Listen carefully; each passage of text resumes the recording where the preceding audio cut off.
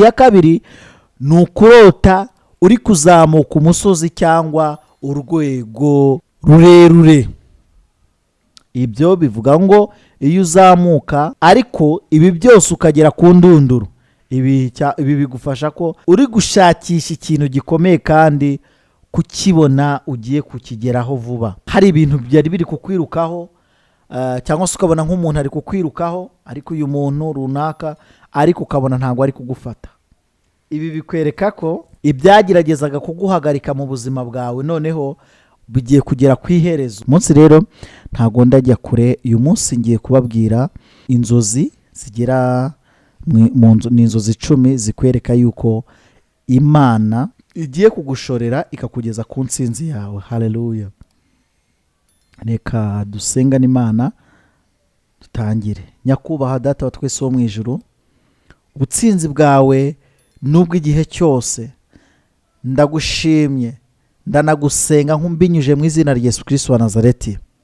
Nge na Mwuka Wera aha turi muri kino kiganiro, ndifuza yuko Data wa twese uza kumfasha ngatangira kino kiganiro neza kugeza gisoje. Ndanagushimiye kandi Data wa twese wo mu ijuru ko ugiye kumpa ubwenge mwa kino kiganiro kugira ngo mbashe kuganiriza abankurikira n'abazankurikirana, ndetse n'undi muntu Data wa twese uzagerageza Uwiteka kushaka kugira ngo abyarwe n'amazi n'umwuka akanyura mu nzira yo gukiranuka, kuko izi nzozi zirota umuntu wamaze kwakira Kristo umwami n'umukiza.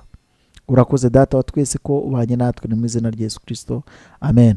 Uratekereza ari zihe nzozi umuntu ashobora kurota zikamwereka yuko ariho umugisha w'Imana cyangwa se mo kimwe agiye kugera ku nzozi ze, inzozi ze zigiye gusohora? Niba wararotaga yuko uzaba umubaji, ugiye kuba umubaji mwiza. Niwarotaga ko ugiye kuba umwogoshi, ugiye kuba umwogoshi mwiza. Niwarotaga ko ugiye kuba umuhinzi, ugiye kuba umuhinzi mwiza. Mbese inzozi zawe ugiye kugera kuri successful, cyangwa se ugiye kugera ku butsinzi bwa nyabwo. Zikwereka ko ugiye kugera ku ntsinzi, zikwereka ko mu nzira yawe harimo ubutsinzi. Nkuko rero inzozi ni ururimi rw'umwuka rukwereka yuko ibyo uri kunyuramo ibyo ari byo byose hagiye kubaho ikintu runaka none tware gutya.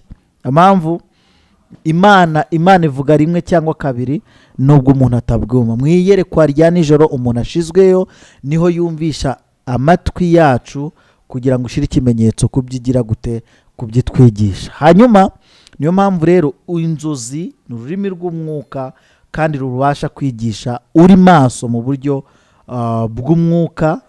Ushobora kuba utari maso mu buryo bw'umubiri, ariko mu buryo bw'umwuka Imana ikaza igashyira ikimenyetso kubyikwigisha kugira ngo igamburize imigambi mibi y'umwe Satani iri mu buzima bwawe, inagamburize n'imigambi mibi iri mu buzima bwawe wowe ubwawe wihamagariye.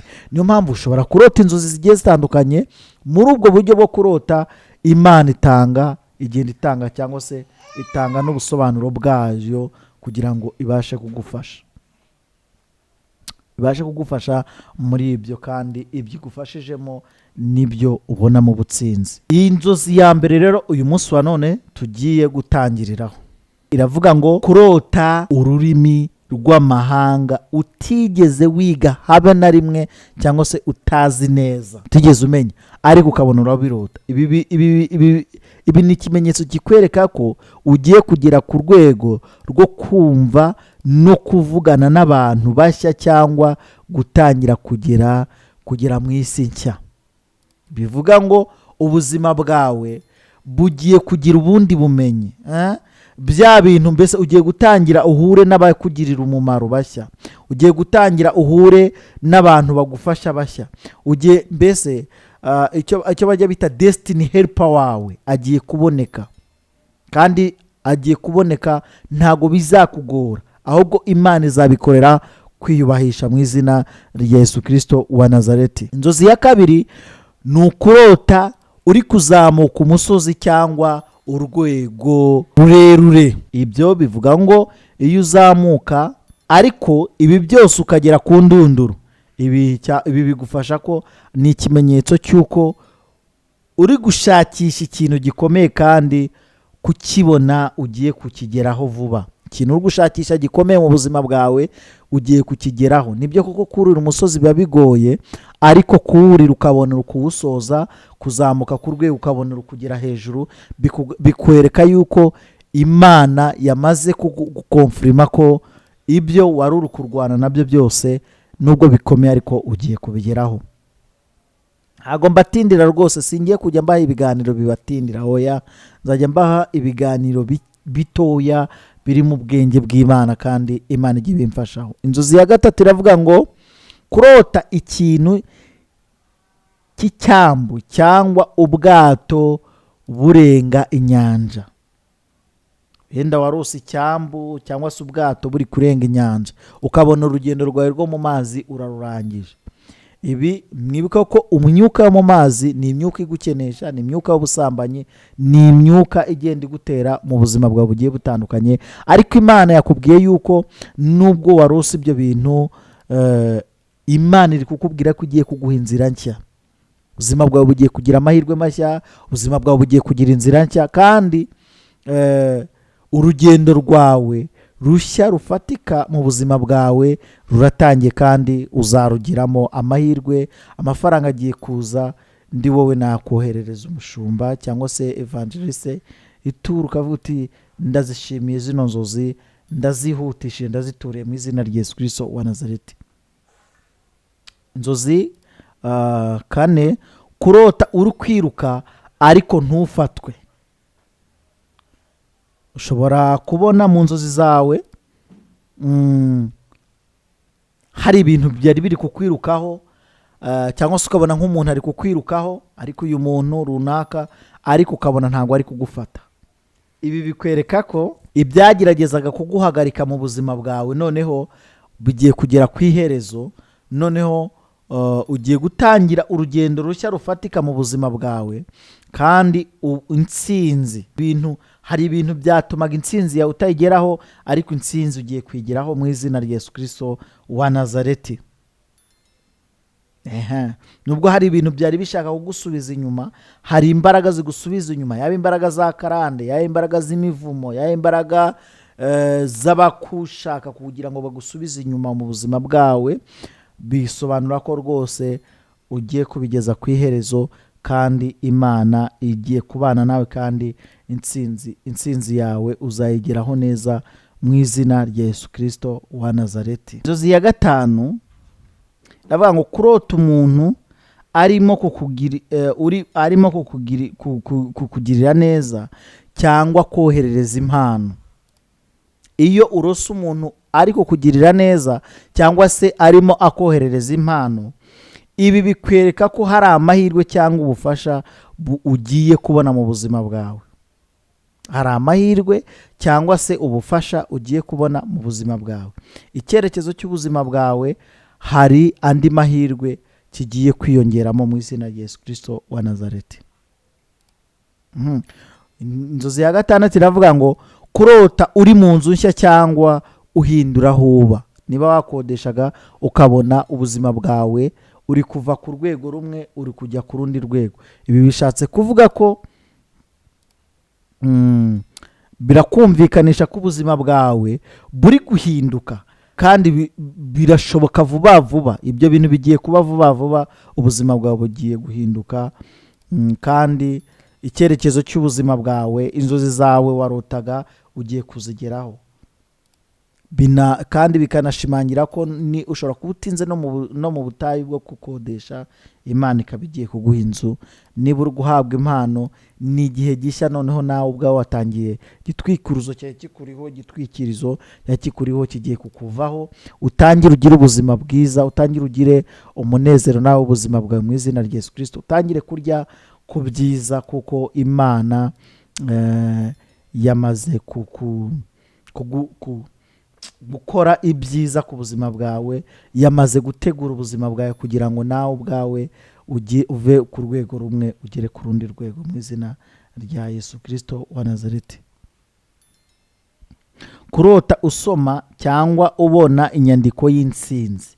ukarota yenda hari ibitabo uri gusoma, yenda ukabona hari ibyemezo byo waburanye ukabona warabitsinze, ukabona hari urubanza waburanaga ariko mu buzima bwawe ukabona wararutsinze, ukabona hari amabirote, ukabona mbese ukagenda usoma inyandiko zigiye zitandukanye, ukabona wasomye nk'igitabo cy'intsinzi, nk'igitabo kikuha motivation ariko mu butsinzi.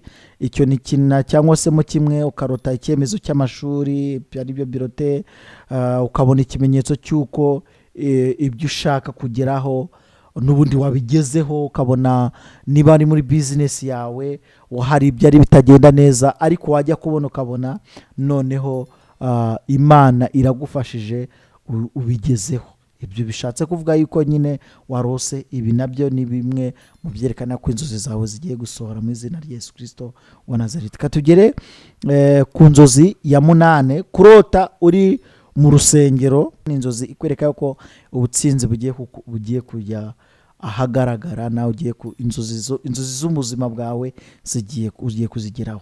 Kurota ikibuga cy'indege cyangwa ahantu hari ubusabane, ibi nabyo bikwereka yuko ubuzima bwawe bugiye guhinduka, ugiye kugera ku ntsinzi mu izina rya Yesu Kristo wa Nazareti. Inzozi ya nyuma ariyo tunasorezeho ni ukurota, kurota uri mu byishimo byinshi cyangwa se mu kimwe wizihiwe, ukabona urizihiwe rwose, amarangamutima yawe yose yavuye hirya, wanezerewe cyane, urishimye cyane. Ibi nabyo ni ibintu bikwereka yuko ugiye kwishimira intsinzi yawe kandi ntabwo uzongera kuvunika ukundi. Nawe niba wararose uri mu byishimo, wumva umunezero wakwishukicura, useka rwose unezerewe, nawe menya yuko ubutsinzi bwawe inshuti yanjye wabugezeho. nawe uhereza ituro ry'ishimwe, ushime ko inzozi zawe wari uri ufite wazigezeho. Bibutse yuko inzozi ni ururimi rw'umwuka, rishobora gusobanura uburyo bumwe n'ubundi kandi abantu babisobanura bitandukanye, ariko umwuka ngo aha umuntu gusobanukirwa agace, agaha n'undi gusobanukirwa mu bundi buryo. Imana rero ibahe umugisha kandi Uwiteka akomeze abahe imfunguzo, mukomeze mugende mufungura imiryango yose yanze ku buzima bwanyu. Uwiteka abahire mu byo mugerageza gukora. Shalom shalom. Imana y'amahoro ibahe umugisha.